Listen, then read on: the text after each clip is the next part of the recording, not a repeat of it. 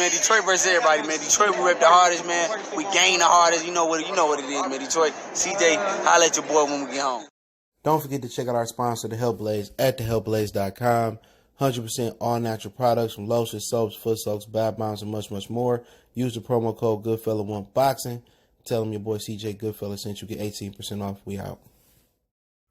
All right, man, we back once again. Goodfella Sports TV. Let's talk some more boxing. We may go live for the main event, this Ruben Villa fight tonight. So, see what Lion Killer want to do. I might make the thumbnail up and put the notification. But if that's the case, we might go live on Lion Killer Podcast. We might go live here.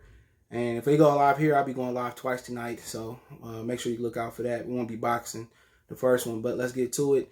Pretty much, Jamel Herring gets the green light to face Frampton from the WBO. Let's talk about that. Check out our boxing news playlist. Hit that subscribe button, bell icon button, share the video. And basically, the WBO, Bob Arum might have made that call, dropped that cash app, or wired that money in. They said that Jamel Herring can fight Frampton. But Shakur Stevenson, they have to basically agree to a fight or fight Shakur Stevenson in 90 days. So Stevenson will be fighting the winner.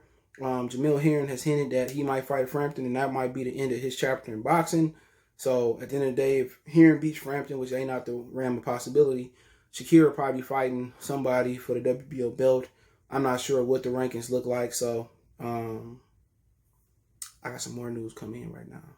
So, I might make a small video about that one, but it's about Luke and Ryan. They won't be going up against Earl and Danny.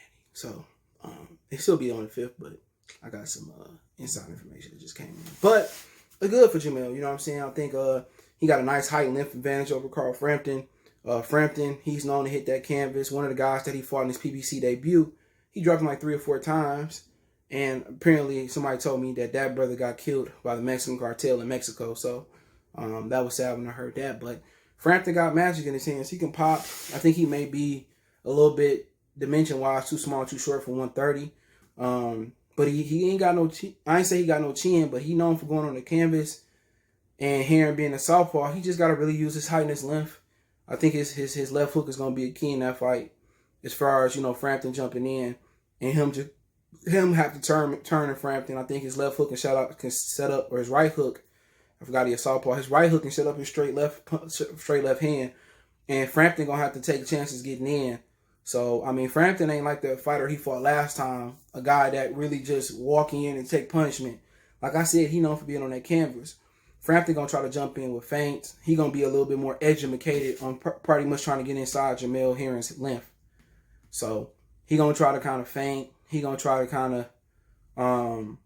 kind of slip and get in there. And Herring is really going to have to set traps for him. He can't just throw a straight left hand. I mean, he going to have to throw a jab. He can't just throw a jab left hand. He got to kind of be a little bit more complex with that. His foot movement going to be very key. I think Frampton jumping in with a straight right or a jab in the right hand, I think, Herring is going to have to kind of slip, get under that, hold him, turn him. I think, setting a, left hook, straight left hand as Frampton come right on in, that might work.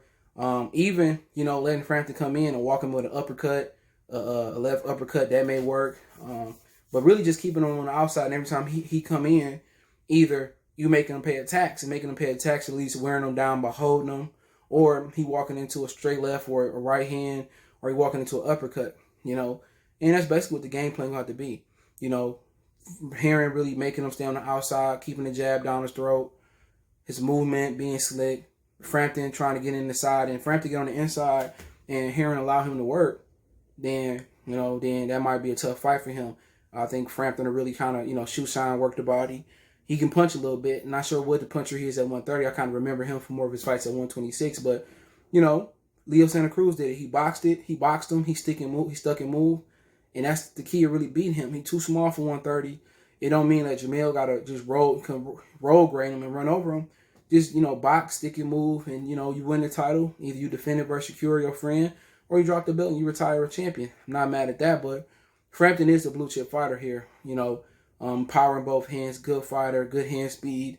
Didn't get his chance versus Leo Santa Cruz in the trilogy. Never wanted to fight Gary Russell. Didn't he lose to Josh Warrington? Warrington kind of just roughed him up a bit in that fight, and it was a bad style for him. I think they fought in Leeds, didn't they? So it was a bad style for him.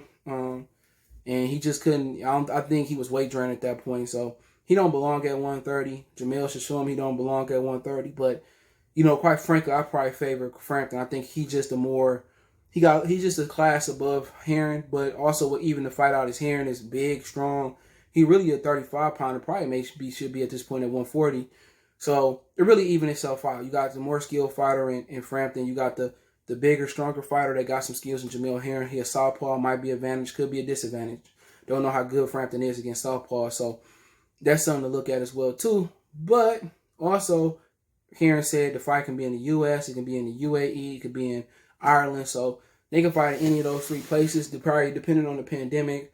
As a champion, I wouldn't be going to Ireland at all. They got to pay me super money. I need a 70-30 split for me even going to Ireland. All right, and I need probably half of that money before we even throw a punch. So he should probably pretty much have it in America. Hopefully they can find a venue wherever they fight across America that they can fight, with fans and attendance. And there, the UAE probably got deep pockets for that fight. So should be a good fight. I like Herring more than I like Frampton, just from a fan point of view, but I think they both solid fighters. But Shakur, he get the winner. I think after 90 days, they have to fight or it's a negotiation.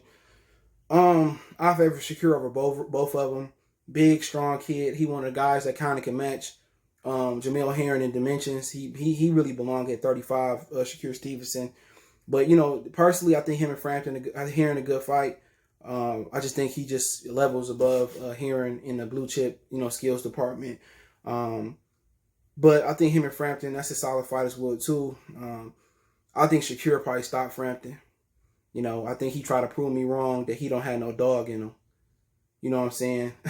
He probably gonna try to prove me wrong, but in my opinion, I think it's a really, really good fight. Frampton, Herring, but I do think Shakur beat either one of them. But I mean, that's just my opinion on it. But good for Top Rank. They really, really making some good fights here. But yeah, man, that's pretty much it. I got some news coming on Ryan Garcia. I'm kind of contemplating in my head, should I just do one video? So I might just do one big video. So let me read it in the totality. All right, I'm just going to combine it. So the rumor is this, that Ryan Garcia and Luke Campbell is probably going to be in the afternoon on December 5th. They don't want to go up against Errol Spence and Danny Garcia, even though that event is overpriced at $80 on pay-per-view and the undercard is atrocious. But they got more juice with Fox being a bigger network and having better marketing.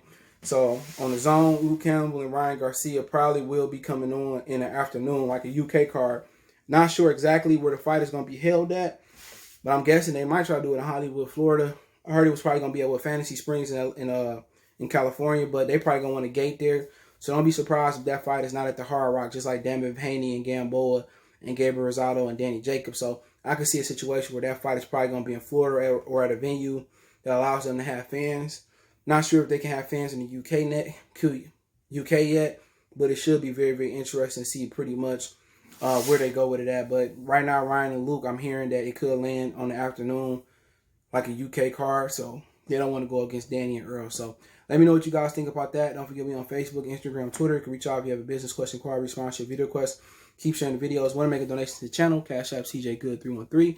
PayPal link in the description. Best way to donate is share the video for your boy. One time for the one time we go.